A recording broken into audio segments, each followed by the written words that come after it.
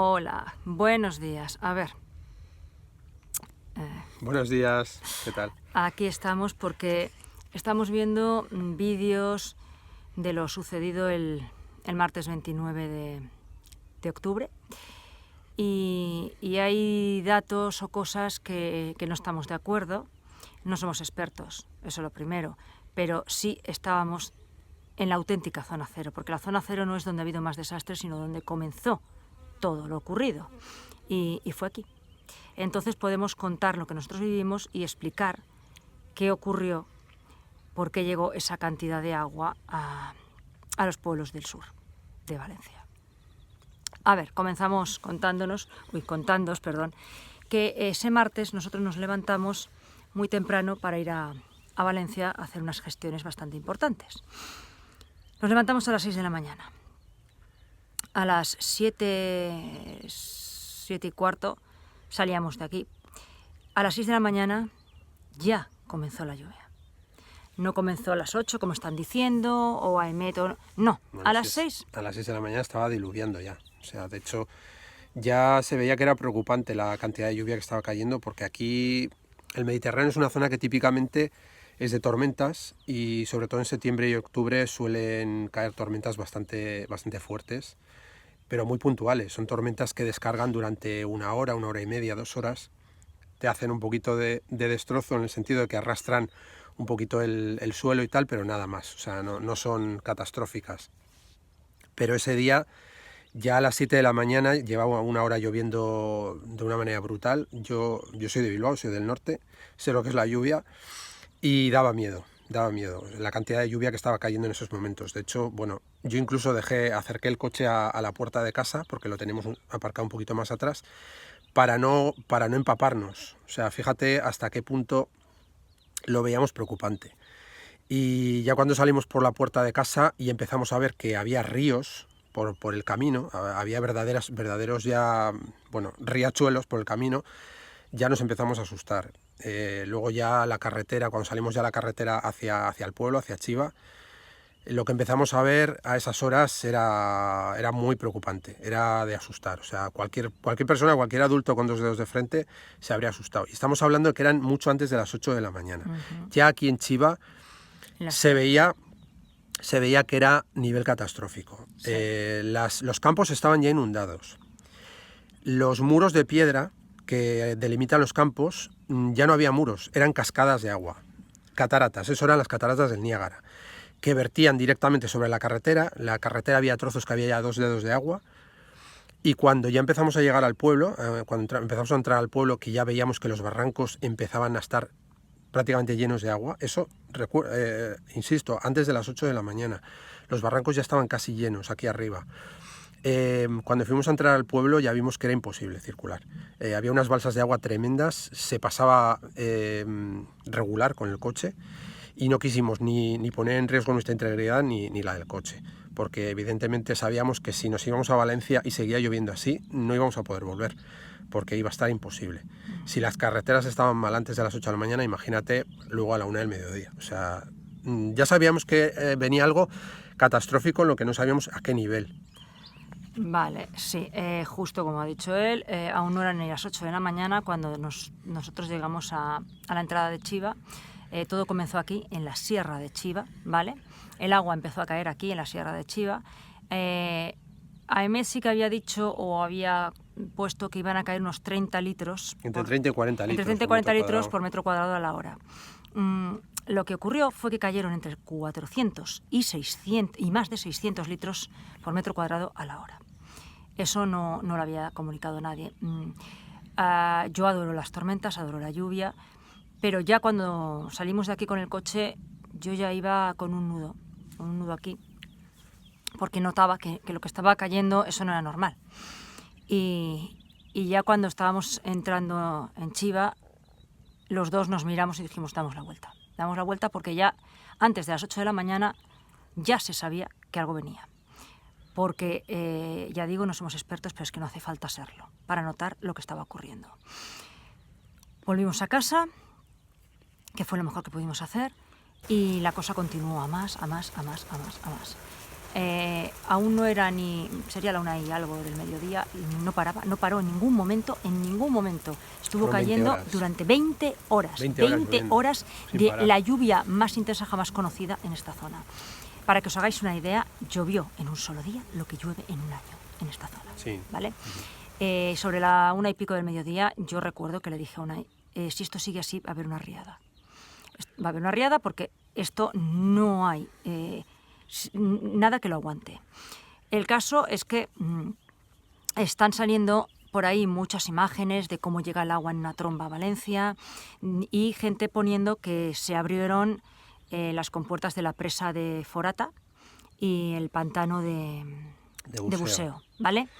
Eso es cierto, pero eso no tuvo nada que ver, por la sencilla razón que la presa de Forata desemboca en... La presa de Forata pertenece a la zona del Júcar. O sea, desemboca creo que en el río Magro, y el río Magro es un afluente del Júcar. Con lo cual, ese agua va directamente al mar a la altura de Cullera.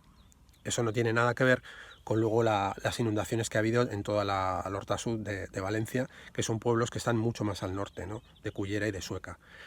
Creo que la gente ha confundido términos. O sea, una cosa es que se abra la compuerta de una presa porque está a punto de reventar. De hecho, la presa de Forata creo que estaba como al 60% de capacidad el día anterior y pasó al 97% de golpe en una mañana. Eso es alucinante. O sea, en términos hidrológicos, cualquier experto, antes de lo que ha pasado esta semana pasada, te diría que es imposible.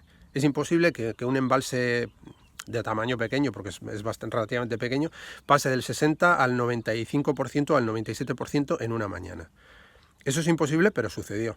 Entonces, claro, ante la posibilidad de que reventara la presa por la presión tan tremenda de las avenidas de agua que venía, como pasó en Tous en el 82, pues para prevenir eso empezaron a soltar, digamos, un caudal de seguridad que lo que hizo fue que subiera bastante el nivel del Júcar. Y sí que es verdad que a la altura de Carlet y de Algemesí, que son dos pueblos que están a la orilla del Júcar, sí que hubo alguna inundación, no tan devastadora, por supuesto, como Paiporta, Catarroja y todos estos pueblos. Pero digamos que fue por un tema de seguridad, no lo hicieron a propósito, porque si un embalse se llena hasta el borde y se sigue dejando que siga habiendo un aporte de agua, evidentemente el volumen de agua sobrepasaría la presa, el embalse, y podría llegar a reventarla. Queremos dejar claro que esa no fue el agua causante de lo que ha ocurrido. Después, mucha gente está diciendo, cuando desbordó el río, no desbordó ningún río. Toda el agua que cayó aquí, que os aseguro que fue terrorífico, porque creo que jamás nadie ha tenido sobre su cabeza durante 20 horas entre 400 y 600 litros por metro cuadrado a la hora. Creo que nadie, al menos en los años conocidos de la meteorología. Ese agua, Valencia es una zona de mucho barranco. ¿Por qué? Porque no es que llueva seguido, pero cuando llueve a veces suele hacerlo a lo bestia. No como esta vez. Entonces esos barrancos se forman de las caídas del agua, pues van haciendo surcos y se forman barrancos. Vale, hasta ahí muy normal. ¿Qué pasó esta vez? Repito, llovió lo de un año en un día. Eso no ocurre jamás. Entonces, ¿qué pasó? Que los barrancos que habían se llenaron. No solo se llenaron. Y si vinierais aquí, a la Sierra de Chiva, y fueseis a ver los barrancos, entenderíais el agua que llegó a los pueblos del sur de Valencia. Lo entenderíais sin ningún problema. Entenderíais que no fue una presa, que no fue un pantano, fue lo que cayó ese día. Los barrancos que habían aquí eran pequeños, muy largos, pero estrechitos, barrancos estrechos. En pocos de ellos se podía transitar. Había uno bastante ancho, el de Ballesteros, el barranco de Ballesteros, ese era bastante ancho, pero los demás eran unos barrancos que más bien eran pequeñas sendas intransitables por cañas y demás vegetación. Sí. Pero es que ahora, tras ese día, tras ese martes 29 de octubre, ahora cada uno de los barrancos se ha multiplicado su anchura por 4, por 6, por 10, hasta por 10, sí, hasta por 10. Cogen autopistas de 6 carriles en esos barrancos. ¿Qué quiere decir? Que no hacía falta ningún agua, que el agua que llegó fue la de aquí, la que cayó en la Sierra de Chiva. Eso que quede claro, porque estáis compartiendo desde la mejor voluntad lo de la presa y lo del pantano, y eso no tuvo nada que ver. Eso fue hasta casi sensato que lo abrieran. Lo que cayó aquí no tiene nombre. Los barrancos han sufrido una erosión que sería la equivalente a millones de años o a miles de años en un solo día. Para que entendáis la magnitud del agua que cayó. Sí, porque en un solo día. En términos geológicos, históricos, o sea, que un barranco multiplique, por ejemplo, en lo mínimo que hemos visto aquí, que multiplique por 4 su anchura y que baje 2 metros el lecho del barranco, eso tardaría muchos siglos, muchísimos siglos, de pasar constantemente el agua, de diferentes avenidas en diferentes años, ¿no? Que eso haya sucedido en menos de 24 horas es brutal. O sea, eso no lo podría hacer ni siquiera todas las maquinarias de obra del mundo. Abrir el barranco de esa manera y bajarle 2 metros el lecho, ¿no? Cuando lo ves te parece irreal, porque donde antes había, como dice Luz, había una pequeña senda toda llena de vegetación que era prácticamente impracticable, ahora hay una avenida. O sea, es como cuando vas a estos pueblos de los Pirineos de Huesca, que ves esas rieras enormes que bajan de los Pirineos, que son anchísimas, ¿no? Y que están preparadas pues para las lluvias de verano y de otoño para que corra mucha agua. Pues ahora quedaba así aquí, o sea, te subes al monte ahora mismo y es prácticamente irreconocible lo que había. Luego también hay que tener en cuenta, porque yo creo que se ha mezclado en esto muchas cosas, en las imágenes que se ven de cuando llegó el agua pues a Catarroja, Paiporta, que se ve que es como una especie de ola, ¿no? O sea, no hay nada, a las 7 y pico no había nada prácticamente, y de repente a las 7:20, a las 7:30 viene el agua muy de golpe, y empieza a inundar todo, empieza a inundar las calles, a llevarse los coches. Claro, lo lógico sería que el agua llegase más paulatinamente, ¿no? Si ha estado lloviendo aquí arriba, en Chiva, ha estado lloviendo durante toda la mañana y durante todo el día, lo normal es que, pues eso, a las 6 y pico, 7 de la tarde, empiece a llegar abajo suavemente. ¿Cuál es el problema? Que los barrancos aquí estaban muy sucios, estaban... no se hace ningún tipo de mantenimiento, están llenos de cañas, están llenos de troncos caídos, están llenos incluso de suciedad y de basura que tira la gente. Porque los ecologistas piden que no se quiten esas cañas, sí. Ojo. Entonces, ¿qué es lo que pasa? ¿O qué es lo que pasó el martes 29? Pues que ante esa avenida brutal de agua empezó a arrastrar muchísimas piedras, muchísimas cañas, troncos, restos de todo tipo, basura incluso. Partes de monte. Sí, trozos de monte, tierra. Y eso, en algún momento, en algún punto que es más estrecho, puede llegar a hacer una especie de embalsamiento. Es decir, hace un efecto embudo, el agua se retiene ahí, hasta que llega un momento que estalla, por la misma presión del agua y por el agua que sigue llegando. Al estallar esas presas que se han hecho de forma, digamos, natural, entre comillas, porque no es natural lo que pasó, pero al estallar esas presas lo que se crea es una especie de muralla de agua que baja sin control ya por el Barranco del Pollo hacia los pueblos del sur de Valencia. Y por eso se produjo ese efecto que parecía como si hubieran abierto una presa. A ver, en teoría, o sea, técnicamente sí, porque era una presa que se había formado de forma natural. De hecho, se ven en muchos puntos del recorrido del Barranco del Pollo, se ven los restos de todo lo que arrastró el torrente, ¿no? O sea, árboles enteros, rocas gigantes, toneladas y toneladas de restos vegetales. Y claro, todo eso cuando lo aparta el agua sigue circulando y arrastra todo lo que llega y inunda todo lo que puede, ¿no? Y por eso fue tan brutal y tan violento. Si hubiese sido una forma más paulatina, por ejemplo, si hubiese estado lloviendo durante 3 días de manera moderada, no solo se podían haber tomado medidas en los pueblos del sur de Valencia, sino que además se podría haber contenido de alguna manera, ¿no? Porque el agua va subiendo muy poco a poco y tú puedes pues, poner unas barreras de contención, etcétera. Pero esto fue muy brutal por eso, porque llovió muchísimo en muy pocas horas. Y eso es una cantidad de agua tal que es imparable. O sea, no hay nada conocido humano que pueda parar eso. Y la naturaleza retoma el camino por donde puede. Es decir, también hay que tener en cuenta que todos esos barrancos, desde Torrent en adelante, desde Torrent hasta la Albufera, porque además los barrancos de aquí son lo que se llaman endorreicos, es decir, se crean en el interior y desaguan en el interior, no desaguan en el mar, con lo cual eso es un freno también, ¿no? Porque si tuviesen una abertura, un delta que desaguara en el mar, hubiera desaguado con más facilidad, como por ejemplo le pasó al Turia.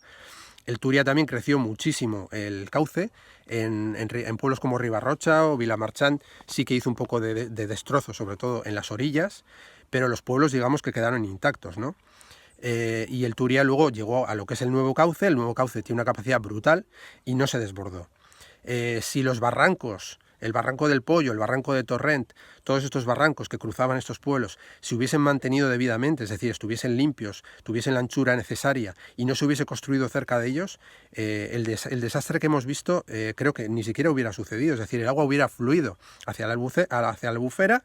Y sí, se hubiera llevado mucho lodo, muchas piedras, mucha basura, muchos restos, pero no habría habido ni pérdidas de vidas humanas, ni desde luego habría destrozado los pueblos como los ha destrozado. Bueno, salvo Chiva, que sí que habría ocurrido. Hombre, Chiva es que está en medio pero del también barranco. quiero aclarar que ahora salen muchos expertos pues explicando cómo es aquí la orografía, por qué el agua arrastró, que esto ha pasado muchas veces. No, señores, no. Esto no ha pasado muchas veces. ¿Que ha habido riadas? Sí. ¿Que ha habido inundaciones? Sí. ¿Que esto ha ocurrido otras veces? Una mierda. Así, porque jamás el cauce nuevo del río había ido al límite y a la par y en casi paralelo un barranco había desbordado la cantidad de agua que desbordó. Eso no había ocurrido nunca. No, además que en Chiva, por ejemplo, un dato es que hay casas centenarias, casas que tienen 100 y pico años, que estaban intactas hasta la semana pasada, y no solo muchas se las ha llevado por delante, es que va a haber otras que las van a tener que tirar. O sea, nunca había pasado esto. No. En 100 y pico años, en lo que la gente conoce, ¿no? Evidentemente antes puede que haya pasado y no haya habido registros, pero es que tampoco había construcciones en el borde del barranco. Entonces, si no hay nada construido en el borde del barranco y el barranco se desborda un poco, los daños son imperceptibles, a la gente no le influye. El problema es que han pasado muchísimos años desde la última vez que pasó algo parecido a esto, porque esto ha sido absolutamente único. Y evidentemente la vez anterior, que igual fue hace 200, 300, 500 años, aquí no había construcciones, ni había un centro comercial en mitad de una marisma, como era el Bonaire, ni se había construido en zonas inundables como se ha construido en el último siglo, ¿no? Que a mí me parece personalmente una burrada que se permita construir en zonas inundables. Y más que eso, incluso invadir las orillas y los márgenes de los barrancos, ¿no? No solo con construcciones, sino incluso con equipamientos públicos, con polideportivos, con carriles bici, con autovías. O sea, eso me parece alucinante. Se ha tenido solo en cuenta a lo largo de estos años el beneficio. Se ha dejado de construir donde había informes de que eran zonas inundables. Y ahora vamos a aclarar otra cosa. Y es que si ya te has imaginado, estamos todo el rato diciendo que esto no había ocurrido nunca, que la cantidad de lluvia que cayó no había caído nunca en 20 horas lo que tenía que haber caído en un año. Y sí, vamos a aclarar que eso no fue natural. Eso no fue ni normal ni natural. ¿Por qué? Vuelvo a repetir, no somos expertos, pero somos personas que tenemos dos ojos y dos dedos de frente y que además somos pues, muy analíticos y nos gusta siempre analizar las situaciones para sacar la realidad o al menos acercarnos a la verdad. Bueno, primero, sabéis que llevan muchos años con la geoingeniería climática, que cuando quieren hacen que no llueva, así de claro. Ese día se quería que lloviera y no solo se quería que lloviera, sino que se quería que se produjera la catástrofe más grande provocada en los últimos, que ha habido, porque no había otra provocada tan grande como esta. Al menos climáticamente. ¿Cómo lo hicieron o cómo no lo hicieron? No lo sé. El caso es que era imposible que las nubes que estuvieron cayendo aquí, que formando la lluvia durante 20 horas, era imposible que no se movieran. Porque encima hacía un viento terrorífico. Una dana o una gota fría, vamos a llamarla gota fría porque la palabra dana ya me toca a los cojones, tanto invento de palabritas nuevas para, digamos, secundar su estúpido cambio climático, porque no es otra cosa, más que más adoctrinamiento, más encierros y más mierdas al pueblo, con su agenda de colorcitos que se la pueden meter donde quieran. Una gota fría, que ha habido muchas y que puede provocar una pequeña inundación o una riada, pasa de largo, puede estar 2-3 horas, pero las nubes, y más cuando hay viento, se mueven. Estas nubes no se movieron en 20 horas. No se movieron, ¿vale? Estuvieron durante 20 horas soltando todo aquí, en la Sierra de Chiva. ¿Para qué? Para que los barrancos desbordaran y organizar lo que se organizó. Cómo lo consigan o cómo no, no tengo su tecnología y no lo sé. Pero ¿qué fue?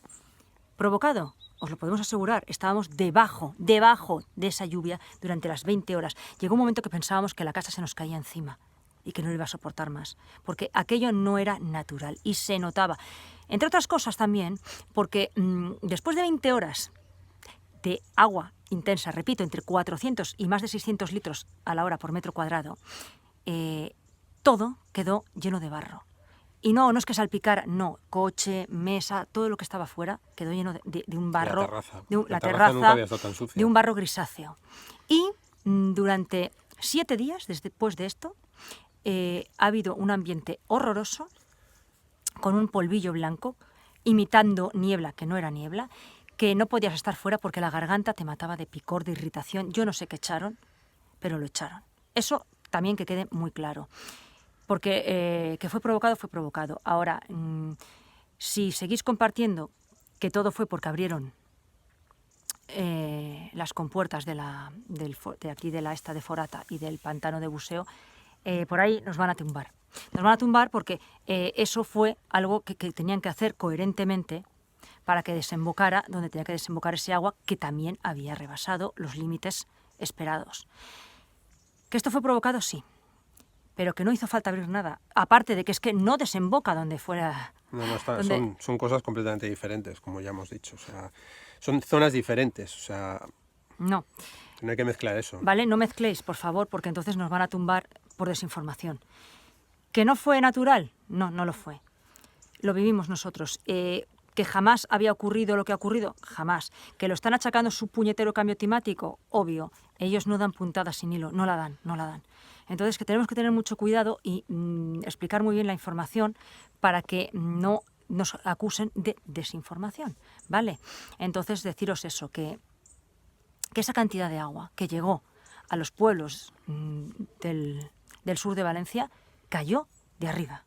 Eso, que os quede claro, fue tal acumulación que, cuando aquí ya paró un momento en la noche, que yo grabé un vídeo de cómo se oía el sonido del barranco, que está a 1 kilómetro de aquí, ahí nosotros ya fuimos conscientes de la gravedad del asunto, no de la auténtica gravedad. Ojo, hasta el día siguiente que pudimos salir a hacer una inspección de la zona, que es lo más lógico después de una catástrofe, ver qué ha ocurrido. Ahí fuimos conscientes, cuando vimos los barrancos, cómo se habían multiplicado algunos por 10 su anchura. Ahí fuimos conscientes de la situación real. Pero ya escuchando el agua que corría por un barranco en el que jamás corre agua, desde aquí a más de 1 kilómetro, ahí fuimos conscientes de que esto iba a causar unos destrozos sin precedentes. Que los ha causado. Repito, los expertos que dicen que esto es muy normal, que no es la primera vez, mentira, es la primera vez que ocurre esto. Esto es la primera vez que ocurre, porque no se ha desbordado el río. Aunque lo llamen riada, no desbordó ningún río, desbordó barrancos. Fueron los barrancos los que desbordaron. El barranco de Chiva, que ya es tremendo que eso desborde, porque quien lo conozca sabe la longitud que tiene ese barranco, que tiene... La profundidad que tiene. Tendrá pues casi 6 o 7 metros de profundidad y unos 20 de ancho. O sea, para llenar eso de agua hasta el borde es impensable la cantidad de agua que bajaba por ahí. Vale, entonces que sepáis que ese agua sí cayó del cielo, de manera no natural, pero sí cayó y fue la que llegó a los pueblos de Valencia.